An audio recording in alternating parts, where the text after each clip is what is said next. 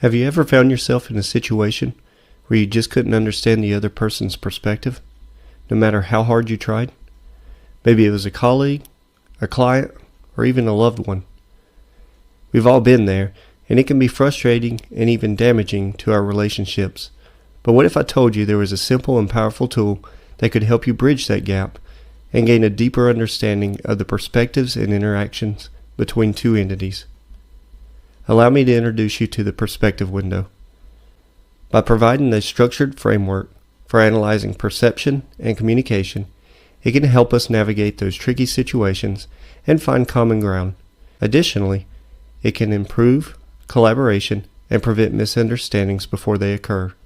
Perspective window is an analytical framework that can help you gain a better understanding of how two entities view themselves and each other. Whether it's two people, two organizations, or even two nations, this tool can help you identify the areas of commonality, opposition, and potential misunderstanding. By examining each entity's perspective on themselves and the other, you can improve communication and collaboration and ultimately relationships. One of the key benefits to the perspective window is its simplicity. With just a 2x2 matrix and some input from participants or ChatGPT, you can quickly identify areas where there may be a lack of understanding or potential for misunderstanding. This information can then be used to highlight opportunities for collaboration and potential red lines that need to be avoided. Another unique feature of the perspective window is its versatility. It can be used in a variety of fields from international relations to businesses and healthcare. And with each iteration, the analysis becomes more refined and insightful, allowing for a deep understanding of the perceptions and interactions between the entities. So if you're looking to improve your communication and collaboration with others, whether it's professional or personal, consider using this window. So what are the perspectives? First is introspection, or how we see ourselves. Second is perception, how we see the other person or group. The third perspective is reputation, which is focused on how others see us. And finally, there's the self-concept, which is how others see themselves. At its core, the perspective window is a framework for understanding and analyzing interactions between two actors. These actors could be individuals, teams, or entire organizations. The tool is based on the idea that there are 4 different ways of seeing, which can be explored using a simple 2x2 matrix. A matrix has 4 cells, each representing a different perspective. How X sees X, introspection. How X sees Y, perception. How Y sees X, reputation. And how Y sees Y, self-conception. By filling in each cell with the input from participants, we can gain a better understanding of the perceptions and interactions between these two actors. So why is this tool so powerful? Well, as the saying goes, put yourself in their shoes. By examining the different perspectives, we can gain empathy and understanding for both actors and identify areas of commonality, opposition, and potential misunderstandings. This can help us improve communication and collaboration and ultimately build stronger relationships. But the perspective window is not just about a feel-good exercise. It is a viable tool for anyone looking to achieve greater success in their personal or professional lives. By gaining this deeper understanding, the interaction between the two actors can become better, and we can make better decisions, avoid pitfalls, and seize opportunities for growth and innovation. So let's look into the 4 of the many different industries that the perspective window can be used. If you're a manager at a company, you know that effective communication and teamwork are critical for success. But what if you're struggling to get your team on the same page? As a manager, you can use this tool for improving communication and teamwork. By examining different perspectives of each member, you can identify areas of personal growth and development, as well as incorporate strategies for building cohesion.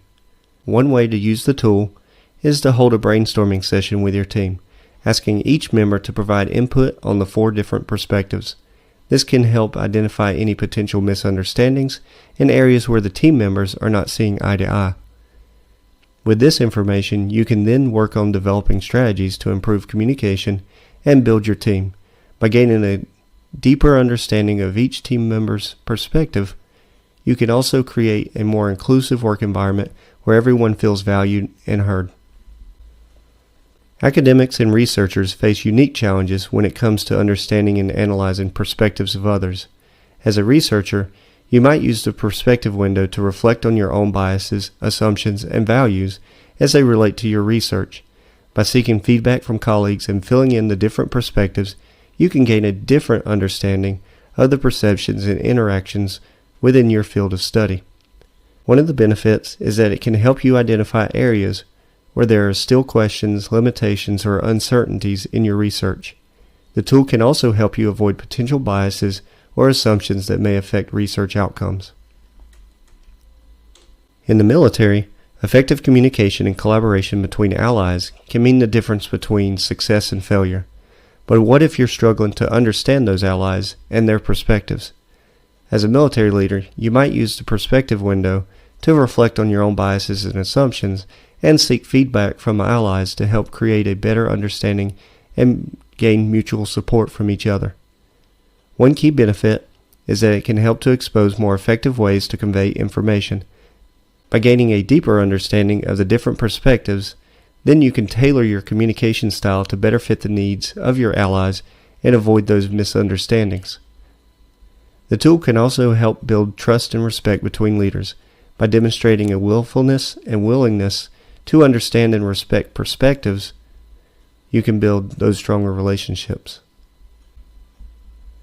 In the world of social media, it can be challenging to stand out from the crowd and create effective content that resonates with your audience. In one platform, such as Twitter, you might use the perspective window to gain better understanding of your audience and yourself. This can lead to insights into motivations and behaviors, as well as allowing you to tailor your content to better fit their needs. The tool can also help you become the best version of yourself online. By reflecting on your own biases, assumptions, and values as they relate to the social media presence, you can identify areas for personal growth and development, and this can help you avoid potential missteps and build a more authentic and effective online persona. Perspective window is just one of many valuable tools and techniques that can be used to gain a deeper understanding of perceptions and interactions. Here are other tools that could be useful to feed into this analysis. One is the Johari window. This is used to help individuals and groups gain a better understanding of their relationships with others. By exploring the knowns and unknown aspects of our personality, we can gain insight into how we perceive others and build stronger relationships. Another tool that can be useful is the SWOT analysis, which stands for strengths, weaknesses, opportunities, and threats. By examining these 4 factors, we can gain a better understanding of potential risk and reward for a decision or a course of action. The stakeholder analysis is another useful tool, especially in business or political context. By examining the perspectives and interests of different stakeholders, we can better understand the potential impact of a particular decision on different groups. The root cause analysis is another technique that could be useful in combination with the perspective window. By examining the underlying causes of a problem, we can develop the more effective solution and avoid repeating the same mistakes. And then finally, the DM framework, which stands for decision making, is a tool that can be used to make more informed decisions. By examining different options and weighing the potential risk and rewards, we can make a better decision that are more likely to lead to successful outcomes. Now that we've explored some valuable tools and techniques for conducting an analysis using the perspective window, let's turn our attention to some of the tips that make the analysis more successful and possible. First and foremost, it is important to involve multiple stakeholders in the analysis process. By soliciting input from a diverse range of perspectives, you can gain a more well-rounded understanding of the perceptions and interactions between different groups or individuals. It is important to be honest and objective throughout the analysis process. Avoid letting personal bias or assumptions influence your decision making, and be open to feedback and input from others. When conducting the analysis, focus on the future rather than dwelling on past mistakes or issues. By prioritizing potential opportunities and challenges ahead of you, you can develop strategies that will help you move forward to achieve your goals. Next, you want to prioritize findings and recommendations, focused on the most important and impactful areas first, and this can help you make the most efficient use of your time and resources as well as achieve greater success in a shorter period of time. In presenting your findings, be specific and clear in your recommendations. Avoid using vague language and provide concrete steps that stakeholders can take to implement your suggestions. Finally, use the results of the analysis to inform decision making and drive change. Don't let your analysis sit on the shelf just gathering dust. Instead, use it as a guidepost to help you achieve your goals and help build those stronger relationships. So far, we've explored the basics of the perspective window, some valuable tools and techniques, as well as some tips for conducting this successful analysis. In this slide, we'll break down the specific steps involved in using the perspective window to conduct the analysis. Step 1 is to identify the problem or challenge that you want to analyze. This can be anything from a personal challenge to a complex business problem. Step 2 is gather the information and create 4 panes on the perspective window. The introspection pane, or how entity X sees X. Perception pane, or how entity X sees Y. Reputation pane, how Y sees X. And self-concept pane, for how Y sees Y. These panes will be used to analyze the different perspectives of the stakeholders involved. Step 3 is to fill in the introspection pane, which represents the stakeholders' view of how they see themselves. This could include the values, beliefs, and personal biases. Step 4 is to fill in the perception pane, which represents the stakeholders' perception of others involved in a problem or challenge. Step 5 is to fill in the reputation pane, which represents the perception of how they are viewed by others.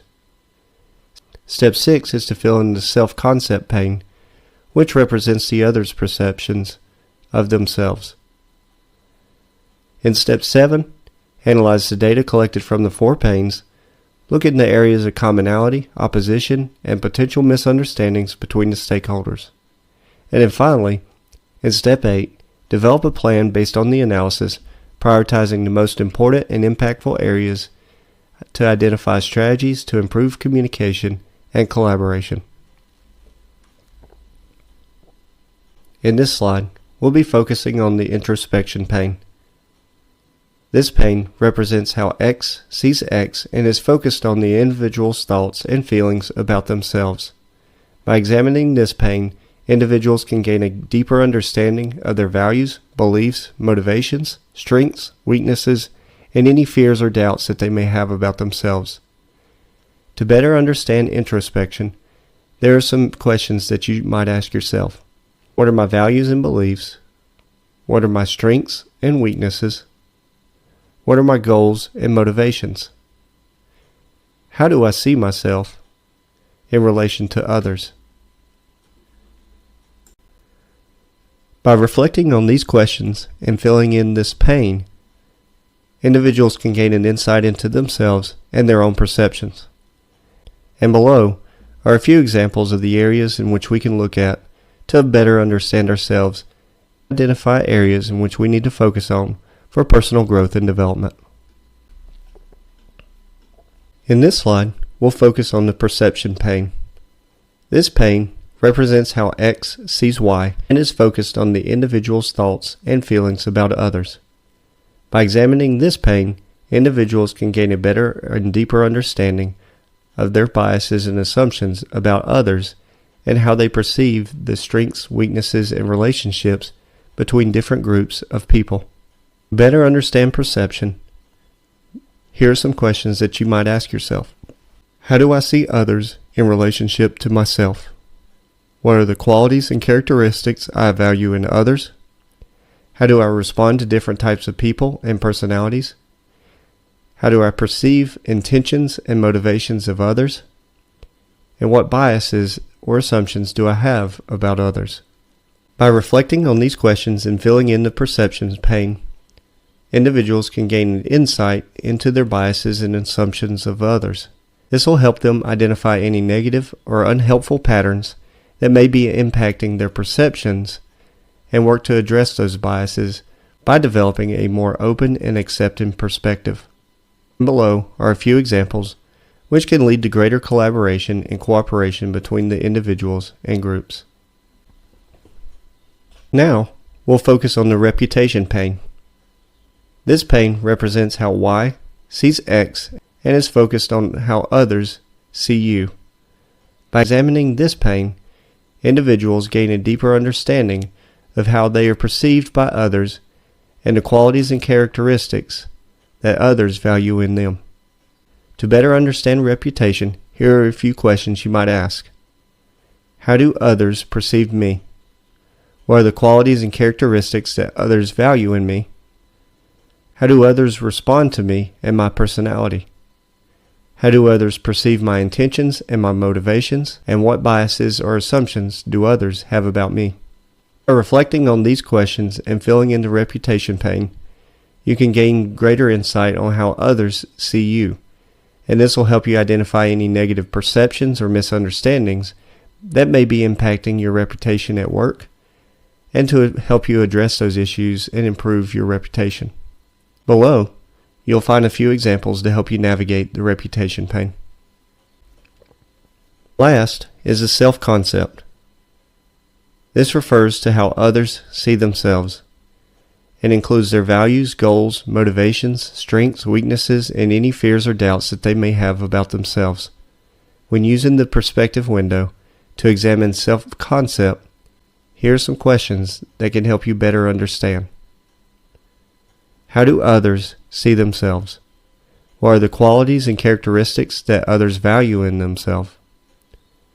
How do others perceive their own strengths and weaknesses? How do others perceive their own goals and motivations? When examining self-concept, you can identify and address any negative self-perception that others may have. You can also develop a better understanding of their values and motivation, identify patterns and thought behaviors that may be holding them back. By using this pane to examine self-concept, you can help others make positive change and improve their own self-concept. Once we have completed the 4 panes, conducted the analysis, it's time to develop a plan. This is where we synthesize and integrate insights from all the perspectives to develop a creative and effective solution to the problem or challenge that we identified. This might involve brainstorming, prototyping, and testing different areas or ideas using tools like decision-making framework or the root cause analysis to evaluate and refine ideas. So how do we go about developing an effective plan? The first step is to set specific goals and objectives that align with the insights gained from the analysis. These goals should be achievable, measurable, and relevant to the challenges that we are facing. Next, we need to allocate the necessary resources, whether that's time, money, or people. Finally, we need to implement new strategies or tactics that will help us achieve our goals. This might involve making changes to our communication approach, adjusting our behavior or actions, or incorporating new tools and technology. It's important to monitor progress and adjust course as needed. Remember, the plan should be dynamic, flexible, and open to change as circumstances evolve. By following these steps, we can develop a plan that is effective and impactful and ultimately successful in addressing the problem or challenge we identified. If you found this presentation informative, be sure to follow for more insightful presentations on topics related to culture, global communication, and strategic thinking. Additionally, be sure to check out the AI-powered Strategic Thinker link in bio. Thanks for watching.